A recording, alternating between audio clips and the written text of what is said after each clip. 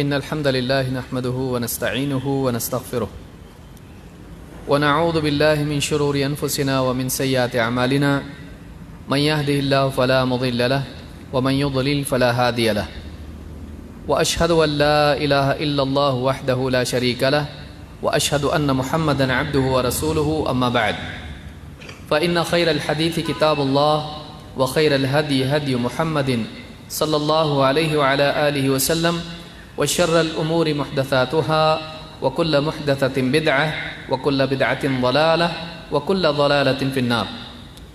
قال الله تبارك وتعالى كل نفس ذائقة الموت ونبلوكم بالشر والخير فتنة وإلينا ترجعون. قابل احترام صدر مجلس، دیگر علماء کرام، میرے محترم دینی بھائیوں اور نوجوان ساتھیوں، اللہ رب العالمین نے انسان کو دنیا میں امتحان اور آزمائش کے لیے پیدا کیا ہے. جتنی بھی زندگی انسان کو ملتی ہے اس میں اللہ تعالی خیر اور شر، راحت، تکلیف، کامیابی، ناکامی، خوشی، غم، مختلف حالات اس پر ڈال کر اس کا امتحان لیتا ہے. دنیا کا قاعدہ اللہ رب العالمین نے یہ بنایا ہے کہ ہر انسان جو دنیا میں آتا ہے، چاہے وہ اچھا ہو یا برا ہو، اس پر آزمائش آئے گی. انسان اس امتحان اور آزمائش سے فرار اختیار نہیں کر سکتا ہے، اس کو اس آزمائش سے گزرنا ہی پڑے گا. لیکن وہ یہ کر سکتا ہے کہ اس امتحان میں، اس آزمائش میں کامیاب ہونے کے لیے وہ کرے جو اللہ تعالیٰ اس سے چاہتا ہے. اگر وہ اس امتحان میں کامیاب ہو گیا تو آخرت کی زندگی میں اس کے لیے اللہ رب العالمین کی طرف سے کبھی ختم نہ ہونے والی نعمتیں. اگر وہ اس امتحان میں ناکام ہو گیا تو دنیا میں بھی ذلت ہے اور آخرت میں اللہ رب العالمین کی ناراضگی اور سزا. لہٰذا ایک انسان کو زندگی کی اس حقیقت کو جان کر جینا چاہیے کہ ہم امتحان میں ہیں. امتحان کے بارے میں اللہ تعالیٰ نے فرمایا کل نفس ذائقۃ الموت، ہر جاندار کو موت کا مزہ چکھنا ہے. وَنَبْلُوكُمْ بِالشَّرِّ وَالْخَيْرِ فِتْنَةً، اور ہم تم کو آزماتے ہیں شر اور خیر کے ذریعے امتحان کے طور پر. وَإِلَيْنَا تُرْجَعُونَ، اور پلٹ کے تم کو ہماری پاس آنا ہے. زندگی کا خاتمہ ایک دن ہونے والا ہے. جب تک آدمی زندہ ہے اس پر آزمائش آتی رہے گی. اگر اس آزمائش میں شر کے حالات میں وہ صبر کرے اور خیر کے حالات میں وہ شکر کرے تو اللہ تعالیٰ کے نزدیک انسان کامیاب ہے. اللہ تعالیٰ نے قرآن کریم میں فرمایا وَلَنَبْلُوَنَّكُمْ بِشَيْءٍ مِّنَ الْخَوْفِ وَالْجُوعِ وَنَقْصٍ مِّنَ الْأَمْوَالِ وَالْأَنفُسِ وَالثَّمَرَاتِ وَبَشِّرِ الصَّابِرِينَ، ہم یقیناً تم کو آزمائیں گے. کن کن چیزوں سے؟ خوف کے حالات تم پر ڈالیں گے. کبھی جان کا خوف، کبھی اپنوں کا خوف، کبھی دشمنوں کا خوف، کبھی مال کے اعتبار سے خوف، کبھی کسی اور اعتبار سے تم پر خوف کے حالات ڈالیں گے. سیاسی حالات بگڑیں گے، خوف کے حالات تم پر آئیں گے، ڈر کے حالات تم پر آئیں گے.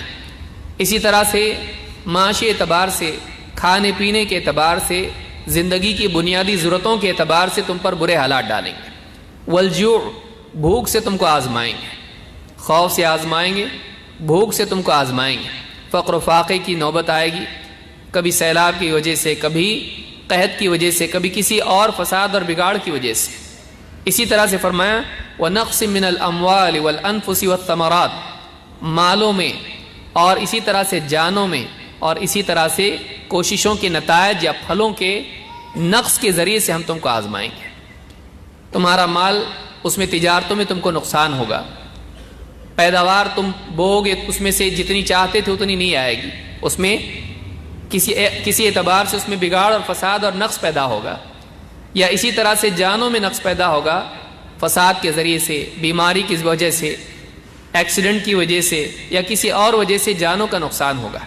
تمہارے قریبی لوگوں میں کسی کی موت واقع ہوگی تو مال اور جان اور انسان کی کوششیں، چاہے وہ کھیتی کے اعتبار سے ہو، باغ کے اعتبار سے ہو، یا دنیوی اعتبار سے کوششوں کے اعتبار سے ہو، اس میں جو چاہتا ہے آدمی وہ نتائج اس کے سامنے نہیں آئیں گے، اس میں نقص ہوگا، اس میں کمی ہوگی۔ ان تمام حالات سے تم کو ہم آزمائیں گے، جان و مال کے نقص سے اور اسی طرح سے جان و مال کے خوف سے تم کو ہم آزمائیں گے۔ اللہ نے فرمایا وبشر الصابرین، تو خوشخبری دیجئے صبر کرنے والوں کو، یعنی وہ لوگ جو اس میں اللہ ان حالات میں، ان پریشانیوں میں اللہ تعالیٰ کی شکایت نہیں کرتے ہیں، دل میں اللہ تعالیٰ سے ناراض نہیں ہوتے ہیں، زبان سے اللہ رب العالمین کی شان میں گستاخی اور شکایت کی بات نہیں کرتے ہیں، اپنی زندگی میں ایسا کوئی کام نہیں کرتے ہیں جو اللہ تعالیٰ کی صراط مستقیم سے ہٹنے والا ہو، وہ اللہ کے دین پر جمے رہتے ہیں، وہی کرتے ہیں جو اللہ تعالیٰ کو راضی کرنے والا ہو، وہی کام کرتے ہیں جس سے اللہ تعالیٰ راضی ہوتا ہو، اللہ کی ناراضگی کے کاموں سے بچتے ہیں، سیدھے راستے کو چھوڑنے سے بچتے ہیں، سیدھے راستے پر ڈٹے رہتے ہیں، جمے رہتے ہیں، چلتے رہتے ہیں یہاں تک کہ انہیں موت آ جائے، اس لیے کہ موت تک آزمائش آنے والی ہے۔ انسان کی ناکامی اس میں ہے کہ آزمائش اس کو سیدھے راستے سے ہٹا دے، اس کی ناکامی اس میں ہے کہ وہ آزمائش میں مبتلا ہو اور اللہ تعالیٰ کے بتائے ہوئے راستے کو چھوڑ دے اور گمراہ ہو جائے۔ کامیابی اس میں ہے کہ اس کو آندھی، طوفان، پریشانیاں، مصیبتیں اس پر آئیں، لیکن یہ ساری پریشانیاں اس کو اللہ کے سیدھے راستے سے بھٹکا نہ پائیں، وہ اسی راستے پر جمع رہے، اس کی کامیابی اس میں ہے۔ نبی اکرم صلی اللہ علیہ وسلم فرماتے ہیں عجبا لامر المؤمن، مومن کا حال بڑا عجیب ہے، مومن کا حال بڑا عجیب ہے، ان امرہ کلہ خیر، وہ ہر حال میں خیر ہی میں رہتا ہے، اس کے تمام امور خیر والے ہوتے ہیں، وہ تمام حالات میں خیر پر قائم رہتا ہے۔ ولیس ذاک لأحد الا للمؤمن، اور یہ حالت، یہ نعمت صرف مومن کو ہی نصیب ہوتی ہے۔ آپ نے فرمایا ان اصابتہ السراء شکر فکان خیر اللہ، اگر اس پر خوشی کے حالات، راحت کے حالات آتے ہیں، نعمتوں کے اور خوشی کے حالات آتے ہیں، وہ اس پر اللہ تعالیٰ کا شکر کرتا ہے، اور یہ شکر کرنا اس کے لیے اچھائی ہوتا ہے۔ اور وَإِنْ أَصَابَتْهُ ضَرَّاءُ صبر فَكَانَ خَيْرَ اللَّهِ، اور اگر اس پر مصیبت کے حالات، تکلیف کے حالات آتے ہیں تو وہ ان پر صبر کرتا ہے، اور یہ صبر کرنا اس کے لیے اچھائی ثابت ہوتا ہے۔ معلوم ہوا کہ مومن ہر حال میں خیر سمیٹتا ہے، اس لیے کہ زندگی میں دو طرح سے امتحان اس کا ہونے والا ہے، اچھے حالات، برے حالات، خوشی کے حالات، تکلیف اور مصیبت، پریشانی اور غم کے حالات۔ ان حالات سے نبی بھی مستثنا نہیں ہے، اللہ کے نبیوں پر بھی یہ حالات آتے ہیں، لیکن نبی دوسروں کے لیے نمونہ بنتے ہیں، جب ان پر خوشی کے حالات آتے ہیں وہ اللہ کا شکر کرتے ہیں، اور جب مصیبت کے حالات آتے ہیں ان پر صبر کرتے ہیں۔ یہ ہر آدمی پر حالات آنے والے ہیں، لہٰذا انسان کو چاہیے کہ وہ انبیاء کے راستے کو چنے اور دنیا اور آخرت میں اللہ تعالیٰ کی نصرت، مغفرت اور اللہ کی رحمت کا حقدار بنے۔ آزمائش انسان کے دین کے بقدر آتی ہے، اللہ تعالیٰ ہر انسان پر آزمائش ڈالتا ہے اس کی دینداری کے مطابق، جتنی طاقت اس میں ہوتی ہے اس طاقت کے اعتبار سے، جتنی دینداری اس میں ہوتی ہے، جتنا زیادہ دیندار انسان ہوتا ہے اتنی زیادہ سخت آزمائش اس پر آتی ہے۔ نبی اکرم صلی اللہ علیہ وسلم صحابی ہیں سعد رضی اللہ عنہ فرماتے ہیں قلت یا رسول اللہ ای الناس اشد بلاء، میں نے اللہ کے نبی صلی اللہ علیہ وسلم سے پوچھا اے اللہ کے رسول، لوگوں میں سب سے زیادہ بلائیں کس پر آتی ہیں؟ لوگوں میں سب سے زیادہ مصیبتیں، پریشانیاں، آزمائشیں کن پر آتی ہیں؟ قال الانبیاء، آپ نے فرمایا نبیوں پر۔ ثم الامثل فالامثل، پھر نبیوں کے بعد جو مرتبے میں ہوتے ہیں اور پھر ان کے بعد جو مرتبے میں ہوتے ہیں، تو جیسے جیسے مرتبہ گھٹتا جاتا ہے آزمائش بھی کم ہوتی جاتی ہے۔ سب سے زیادہ آزمائش، بڑی آزمائش، کٹھن آزمائش نبیوں پر آتی ہے۔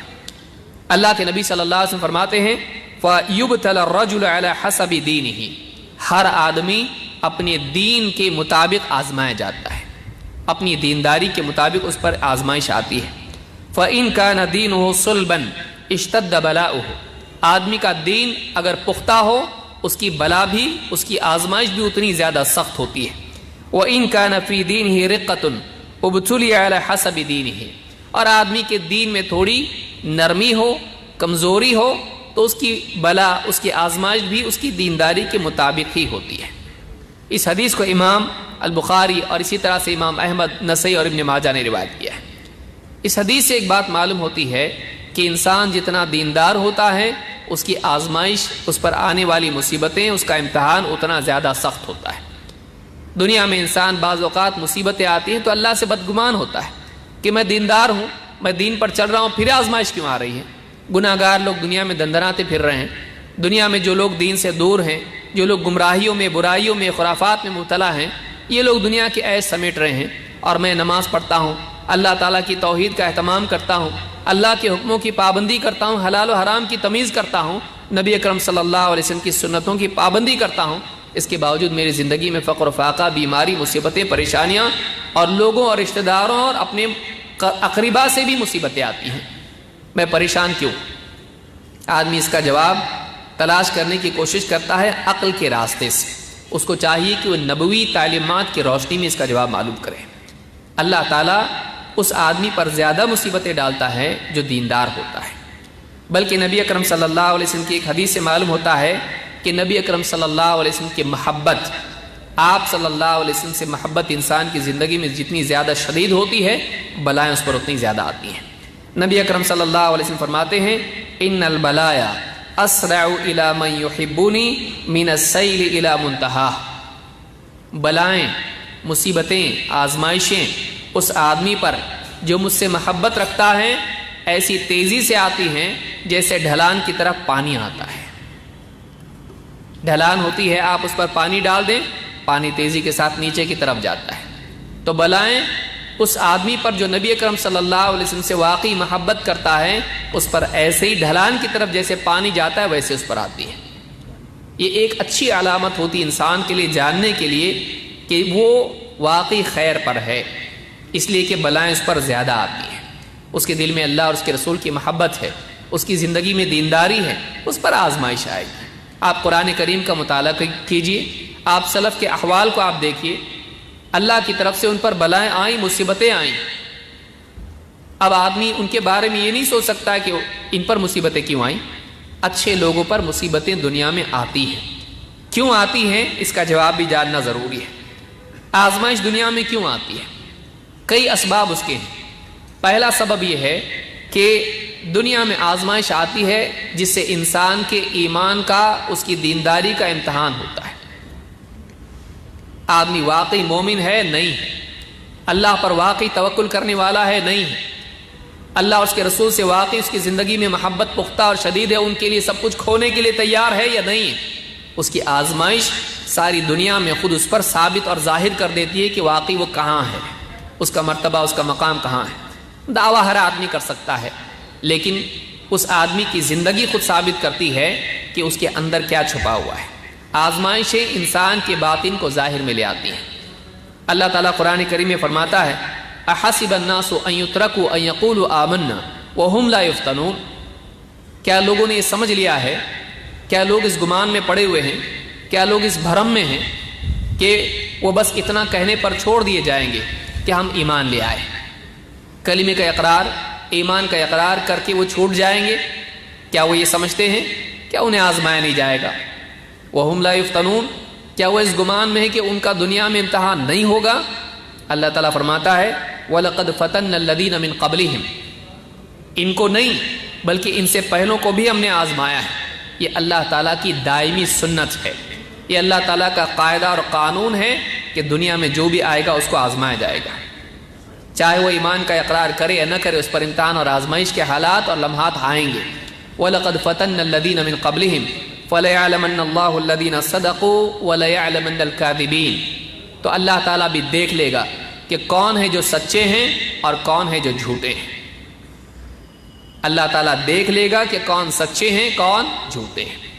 امتحان سچوں کو اور جھوٹوں کو الگ کر دیتا ہے۔ دعویٰ کرنا بہت آسان ہے، اللہ کے لیے ہم سب کچھ قربان کرنے کے لیے تیار ہیں، اللہ کی ہم سچی محبت کرتے ہیں، رسول کا دامن نہیں چھوڑیں گے، رسول سے سچی محبت ہم کو ہے، ہر آدمی دعوے کرتا ہے۔ لیکن اس کی زندگی میں جب آزمائشیں آتی ہیں، ایمان کا امتحان ہوتا ہے، اتباع سنت کا امتحان ہوتا ہے، توحید کا امتحان ہوتا ہے، اس امتحان میں یا تو وہ کامیاب ہوتا ہے یا پھر ناکام ہوتا ہے۔ وہ امتحان ثابت کر دیتا ہے کہ کہ واقعی اندر کتنی توحید ہے، واقعی اندر کتنی اتباع سنت کے جذبات ہیں۔ تو پہلی چیز یہ معلوم ہوئی قرآن کریم کی روشنی میں، سورہ العنکبوت کی آیات ہیں، ان میں اللہ تعالیٰ نے بتلایا کہ اللہ تعالیٰ آزماتا ہے اور اس آزمائش کے نتیجے میں انسان سچا یا جھوٹا ثابت ہو جاتا ہے۔ سچا یا جھوٹا اپنے دعوے میں۔ قُلْ هَاتُوا بُرْهَانَكُمْ إِن كُنتُمْ صَادِقِينَ، اگر تم سچے تو اپنی دلیل لاؤ۔ انسان کی زندگی اس کے دعوے کی دلیل ہوتی ہے، لہٰذا اس کا آزمائش میں فیل ہو جانا اس کے جھوٹے ہونے کو ثابت کرتا ہے، اور آزمائش میں اس کا کامیاب ہونا اس کے سچے ہونے کو ثابت کرتا ہے۔ نمبر 2، دنیا میں اللہ تعالیٰ کا قاعدہ ہے کہ اہل حق اور اہل باطل کی کشمکش ہمیشہ چلتی رہتی ہے، یہ آزمائش آتی رہتی ہے، حالات بدلتے رہتے ہیں، کبھی سیاسی حالات، کبھی معاشی حالات، کبھی سماجی حالات بدلتے رہتے ہیں۔ اللہ تعالیٰ ان حالات میں اچھے اور بروں میں تمیز کرتا ہے۔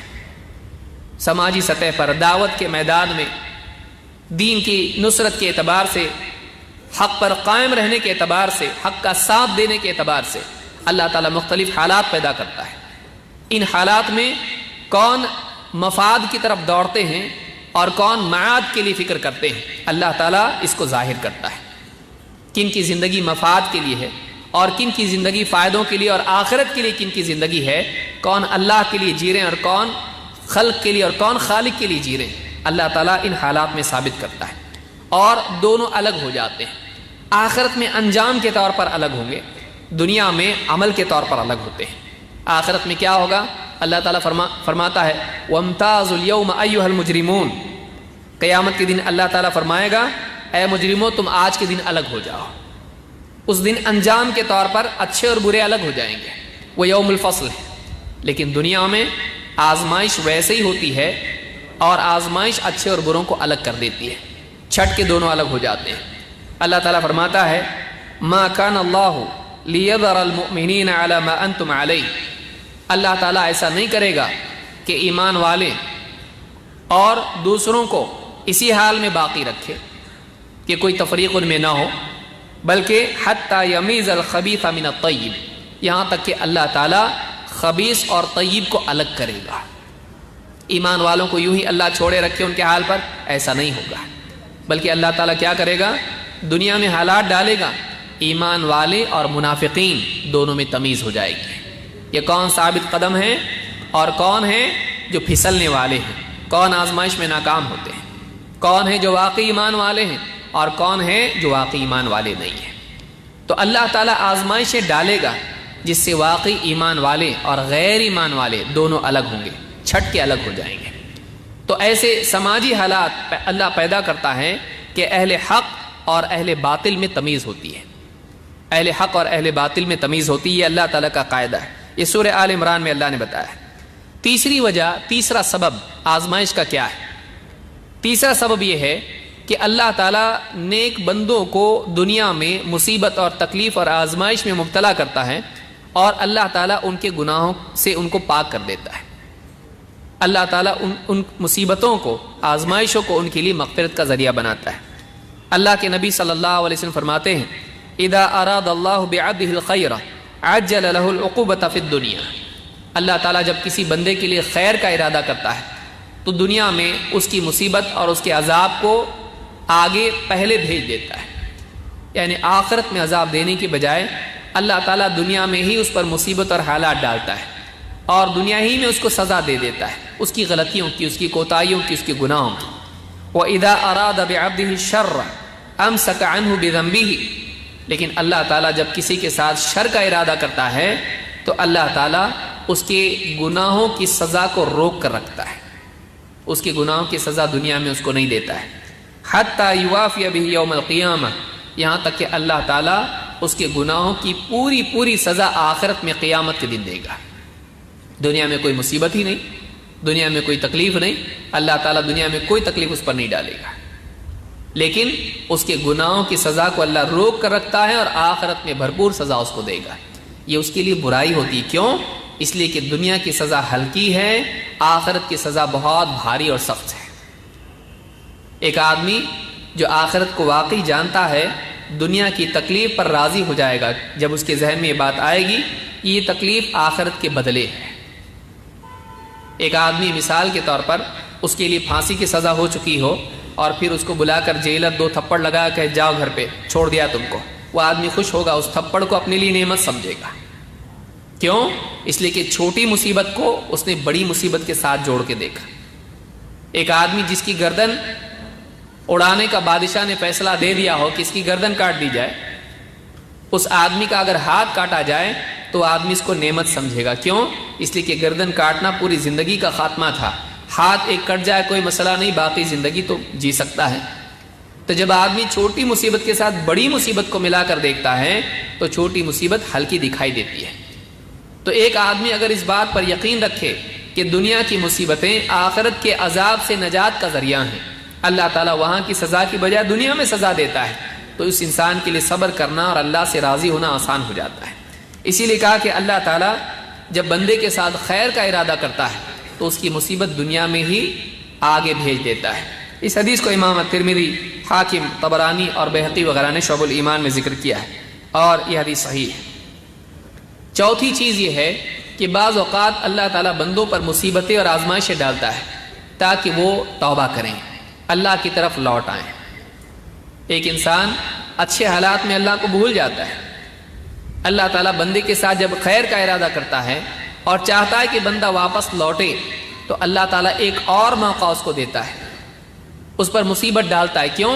اس لیے کہ مصیبت میں انسان کو اپنی عاجزی کا احساس ہوتا ہے، نعمتوں میں انسان بھرم میں مبتلا ہو جاتا ہے، جب مصیبت آتی ہے تو انسان کو اپنی کمزوری، اپنی عاجزی کا احساس ہوتا ہے اور اسے معلوم ہوتا ہے کہ اس سے اوپر بھی کوئی ہے، پھر وہ اللہ کی طرف متوجہ ہوتا ہے اور یہ اللہ کی طرف رجوع اس کے لیے خیر ہوتا ہے۔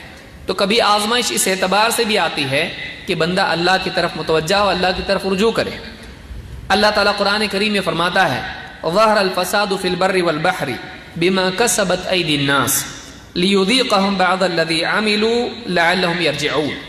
یہ سورہ الروم میں اللہ تعالیٰ نے فرمایا کہ ظہر الفساد فی البر والبحر بما کسبت ایدی الناس، خشکی میں اور تری میں، زمین میں اور سمندروں، دریاؤں اور پانیوں میں فساد اور بگاڑ اور عذاب ظاہر ہو گیا۔ کس وجہ سے؟ بما کسبت ایدی الناس، لوگوں کی کرتوت کے نتیجے میں۔ جو لوگوں نے برے اعمال کمائے ہیں ان برائیوں اور گناہوں کے نتیجے میں خشکی اور تری میں فساد پیدا ہو گیا، بگاڑ آ گیا، اس کے نتیجے میں اللہ کا عذاب بھی آ گیا۔ اللہ فرماتا ہے لیذیقہم بعض الذی عملوا، تاکہ اللہ تعالیٰ ان کے بعض اعمال کے بدلے میں دنیا ہی میں ان کی سزا ان کو چکھا دے، لعلہم یرجعون، تاکہ وہ اللہ کی طرف واپس لوٹ آئیں، تاکہ وہ اللہ کی طرف رجوع کریں، توبہ کریں۔ تو دنیا میں مصیبتیں بعض اوقات اس اعتبار سے بھی آتی ہیں کہ ایک انسان کو اپنی غلطی کا، اپنے گناہ کا احساس ہو اور وہ اللہ تعالیٰ کی طرف رجوع کرے۔ صالحین پر بھی عذاب آتا ہے، دنیا میں مصیبتیں آتی ہیں، تکلیفیں آتی ہیں، لیکن یہ تکلیف ان کے لیے کفارہ بن جاتا ہے گناہوں سے۔ اللہ کے نبی صلی اللہ علیہ وسلم فرماتے ہیں بعض بندے ایسے ہوتے ہیں کہ ان کا ایک مقام ہوتا ہے اور وہ اپنے اعمال کی وجہ سے وہ مقام نہیں پا سکتے ہیں، اللہ تعالیٰ دنیا میں ان پر مصیبت ڈالتا ہے اور ایک کے بعد ایک تکلیفیں آتی رہتی ہیں اور اللہ ان مصیبتوں کے ذریعے سے ان کو اعلیٰ مقام نصیب فرماتا ہے۔ نبی اکرم صلی اللہ علیہ وسلم فرماتے ہیں ان الرجل لیکون له المنزلة عند اللہ فما یبلغها بعمل۔ بعض بندے ایسے ہوتے ہیں کہ اللہ تعالیٰ کے نزدیک ان کا ایک مقام ہوتا ہے جس کو وہ اپنے عمل سے نہیں پا سکتے۔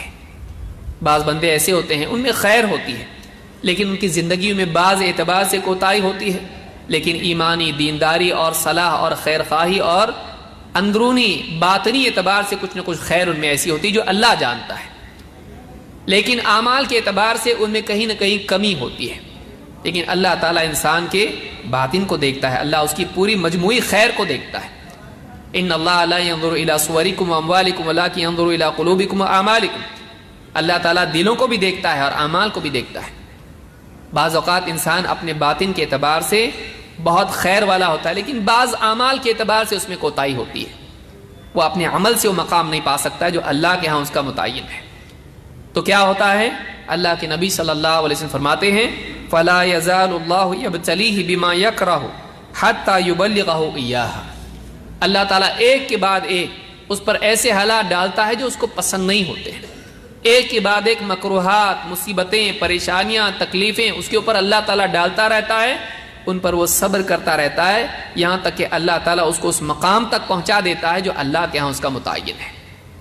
تو دنیا میں کبھی کبھی حالات ایسے لوگوں پر بھی آتے جن میں ایک اعتبار سے اچھائی ہوتی ہے اور اللہ تعالیٰ جانتا ہے کہ بندہ اچھا ہے، لیکن کوتاہی بھی اس کے اندر ہے، تو مصیبتیں اللہ اس پر ڈالتا ہے، اور ان مصیبتوں پہ صبر کرنے کی وجہ سے اس کو ایک خاص مقام جو اللہ کے ہاں ہے اللہ تعالیٰ نصیب کرتا ہے۔ اس حدیث کو امام ابن حبان اور حاکم نے روایت کیا ہے، اور شیخ الالبانی نے اس کو حسن کہا ہے۔ تو اللہ بضر فلا کاشف له الا هو، اللہ تعالیٰ قرآن کریم میں فرماتا ہے اگر اللہ اپنی طرف سے تجھ پر کوئی مصیبت ڈال دے، کوئی پریشانی ڈال دے، اللہ کے سوا اور کوئی نہیں جو اس کو دور کرے۔ تو ایک مومن مصیبت کے حالات میں اللہ سے ناراض ہو کر کیا یہ سمجھتا ہے کہ کوئی اور ہے جو اس کی مصیبت ہٹانے والا ہے؟ ان حالات میں تو اور زیادہ ضرورت ہے کہ آدمی اللہ سے قریب ہو، اللہ تعالیٰ سے دعائیں کرے۔ یونس علیہ السلام کو آپ دیکھیے، جب مچھلی کے پیٹ میں پھنس گئے تو اس میں اللہ کو پکارا، کیا کہا؟ لا الہ الا انت سبحانک انی کنت من الظالمین، اے اللہ تیرے سوا کوئی نہیں جو عبادت کے لائق ہو، حقیقی معبود تو ہے، تو ہر عیب سے پاک ہے، تیرے کسی فیصلے میں عیب نہیں ہے، تو جو بھی کرتا ہے صحیح کرتا ہے، کبھی غلط نہیں کرتا ہے۔ میں مچھلی کے پیٹ میں پھنسا ہوں، تیرا ظلم نہیں ہے بلکہ تیرا فیصلہ صحیح ہے۔ ماض فی حکمک عدل فی قضاؤک، میری زندگی میں، میرے معاملات میں، میرے تمام امور میں تیرا فیصلہ چلتا ہے، اور تیرے ہر فیصلے میں عدل ہوتا ہے، ظلم نہیں ہوتا ہے۔ ان اللہ لا یظلم مثقال ذرہ، اللہ تعالیٰ ذرہ برابر بھی ظلم نہیں کرتا ہے۔ تو بندے پر جو مصیبتیں آتی ہیں اس میں ظلم نہیں ہوتا ہے، اللہ کا عدل ہوتا ہے، اور بندہ اگر واقعی خیر والا ہے تو اللہ کی طرف سے بھی کوئی نہ کوئی خیر اس میں چھپی ہوئی ہوتی ہے۔ آدمی کو چاہیے کہ اللہ سے راضی ہو، لا الہ الا انت سبحانک انی کنت من الظالمین۔ آدمی اللہ کے فیصلوں کی شکایت کرنے کی بجائے اپنا محاسبہ کرے، کہیں اس سے کوئی کوتاہی تو نہیں ہو رہی ہے۔ آدمی کو اللہ تعالیٰ سے ناراض ہونے کی بجائے اپنے بارے میں سوچنا چاہیے کہ کہیں مجھ سے کہیں کوتاہی تو نہیں ہوگی، اور اگر اس کی زندگی میں جھانک کے دیکھے کہ کہیں کچھ دکھائی تو نہیں دے رہا ہے تو پھر اللہ تعالیٰ سے اس حسن ظن میں وہ قائم رہے کہ اللہ تعالیٰ اس میں کوئی نہ کوئی خیر لائے گا۔ اگر آدمی یوسف علیہ السلام کا قصہ دیکھے تو ایک کے بعد ایک مصیبت اس کو دکھائی دیتی ہے، لیکن خاتمہ خیر کا ہے۔ اللہ تعالیٰ کے ہاں بعض اوقات ایک کے بعد ایک بندے پر مصیبتیں اللہ ڈالتا ہے، اس میں اس کی ترقی چھپی ہوئی ہوتی ہے۔ دنیا کی بعض مصیبتیں لگاتار آتی ہیں، آدمی ان مصیبتوں میں جمع رہتا ہے، اور پھر اللہ تعالیٰ اچانک اس کے لیے خیر کا ایسا دروازہ کھولتا ہے جو اس سے پہلے کبھی نہیں کھلا تھا۔ لہٰذا انسان کو چاہیے کہ وہ مصیبتوں میں ہمت نہیں ہارے، وہ آزمائشوں میں اللہ سے دور نہ ہو، وہ پریشانیوں میں صراط مستقیم کو نہیں چھوڑے، وہ تھکے نہیں، ہارے نہیں، بلکہ ان حالات میں اور دین پر جمع رہے، اس لیے کہ اس وقت میں اس کو یقین ہونا چاہیے کہ اب دین پر جمنے کا پہلے سے زیادہ وقت ہے۔ اگر کل دین پر جمنا ضروری تھا، آج اس سے زیادہ ضروری ہے۔ کیوں؟ اس لیے کہ اللہ کی مدد دین پر ثابت قدم رہنے پر ہی آتی ہے۔ لہٰذا اس بات کا خیال رکھیں، اللہ رب العالمین سے دعا ہے کہ دنیا کی آزمائشوں میں، چاہے وہ اچھے حالات کے اعتبار سے آئے یا عموماً جو مصیبت میں آتی ہے ان حالات کے اعتبار سے آئے، تکلیفوں کے اعتبار سے آئے، ہم سب کو اللہ رب العالمین اپنے دین پر صراط مستقیم پر جمنے کی توفیق عطا فرمائے۔ اقول ھذا واستغفر اللہ لی ولکم۔